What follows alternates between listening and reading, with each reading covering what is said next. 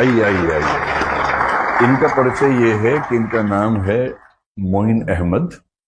ये हमारे मेंटरशिप के दौर के साथी हैं। पॉलिटिकल साइंस ऑप्शनल से प्रॉपर आईएएस बने हैं। 296 रैंक है और सब अनुमान ठीक रहा तो उत्तराखंड काडर में जाने वाले हैं। रहने वाले हैं मुरादाबाद के और अटेम्प्ट इनका मेंस का और इंटरव्यू का पहला था, वैसे चौथा अटेम्प्ट था। कुछ बातें और बताता हूँ खास। अभी हल्का हल्का कांप रहे हैं, मैंने पकड़ रखा है ना, हल्का हल्का वाइब्रेशन में फील कर रहा हूँ। ऐसे होता है, शुरू में सबको होगा, कुछ दिनों के बाद लोग कांपेंगे आपको देख यही होता है, सबके साथ ही होता है। ये क्रिकेटर हैं बहुत खतरनाक और इनका सपना था, और पहले इनका सपना था क्रिकेट खेलने का देश के लिए।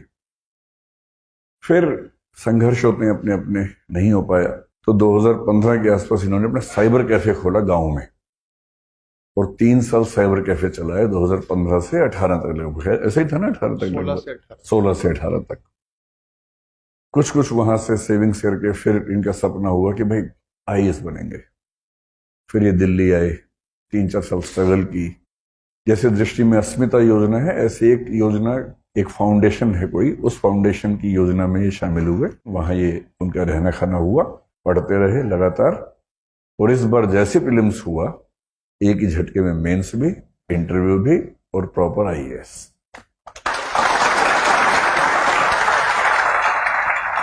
इस बार अच्छी बात यह है कि जो 54 लोग सिलेक्ट हुए हैं उनमें से 13 लोग कम से कम आईएएस बन रहे हैं और शायद 15 तक बन सकते हैं।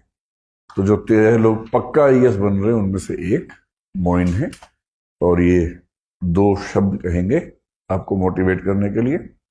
कुछ ऐसा कहो कि ये सब भी मतलब है ना। सबसे पहले तो गुड मॉर्निंग आप सभी को। जैसे कि सर ने मेरे बारे में बताया कि मेरी जर्नी काफी इंटरेस्टिंग रही, तो यही मैं बताना चाहूंगा आप सभी लोगों को कि अभी आप उस जगह पर आ गए हैं जो आपको आईएएस बनने से अब नहीं रोक सकता कोई, जो मुझे लगता है, जो मैंने फील किया था जब मैं भी कोचिंग क्लासेस में पहली बार गया था।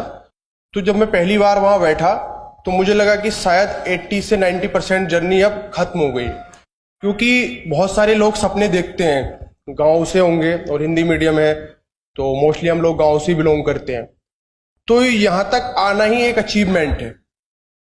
अब अगर आप लोग यहां तक आ गए हैं तो अब सिर्फ एक काम जो करना है वो यही है कि जो भी आप पढ़ रहे हैं वो पूरी ईमानदारी के साथ पढ़ें।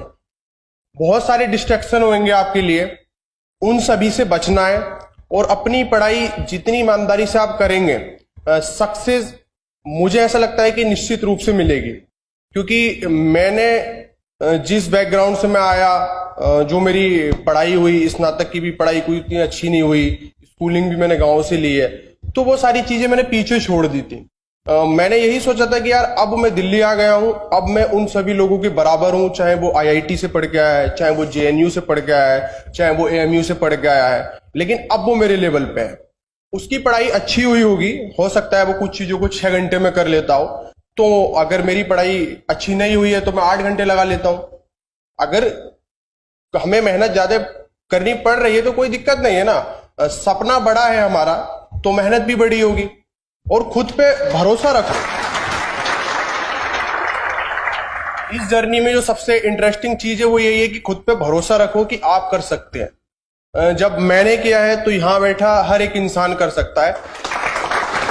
मैं तो इस बार ये अल्लाह में विश्वास रखने वाला आदमी हूं, तो मैं यही कहूंगा कि आप अपना 100% दीजिए, बाकी चीजें उसके ऊपर छोड़िए। अगर आपने ईमानदारी से मेहनत की है तो सफलता आपको जरूर मिलेगी।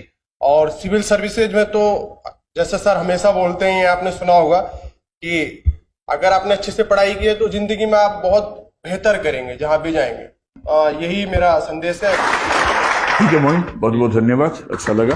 और अब इनको ये शुभकामना नहीं देनी है कि अगली बार आईएएस बन जाए, बन गए हैं आईएएस, तो इनको शुभकामना 2 देनी है। एक तो काडर इनको अच्छा मिल जाए जो ये चाह रहे हैं उत्तराखंड, और दूसरा आज तो ये आईएएस बन के आए हैं। मजा इसमें है कि आज से 15-20 साल बाद देश भर में ऐसा नाम हो कि लोग अखबार खोले तो हर रोज सामने लिखा हो कि मोइन अहमद आईएएस ने किया ये धमाल, ऐसा कुछ है ना। शुभकामनाएं।